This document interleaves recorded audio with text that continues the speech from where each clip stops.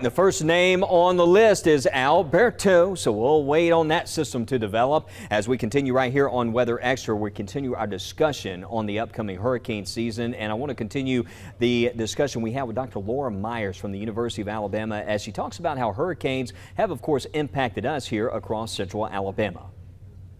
What would you say with hurricane season coming up? Some of the insights you can provide on hurricane information, tropical weather, and the perspective from central Alabama? From central Alabama, the biggest issue is these hurricanes are getting stronger. And so these are Cat 4 and Cat 5 storms that are rapidly intensifying mostly these days. And so they can get to us. They can get into central Alabama. We've seen several storms go far inland into places that people didn't anticipate they could have such strong impacts. And we also, from central Alabama, we go to the coast a lot. Right. And so we need to be prepared when we go to the coast to deal with the hurricane warning information. And especially if you're a tourist, you really need to understand your safety issues when you go.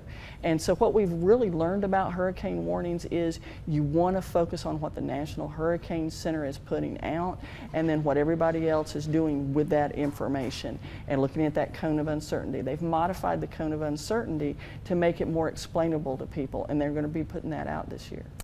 You put a lot of time into this, a lot of research, and I know a lot of the information you provided has certainly helped us out and help us know what's most important. You know, we want to provide useful information to help you at home, and as you continue to do these studies, I guess one of the key takeaways as well out of all this is, first of all, just check the weather, right? That's right. You want to stay connected to that weather information, you know, because the Storm Prediction Center puts those outlooks out very early in the process, and you guys share that information, put that information out there.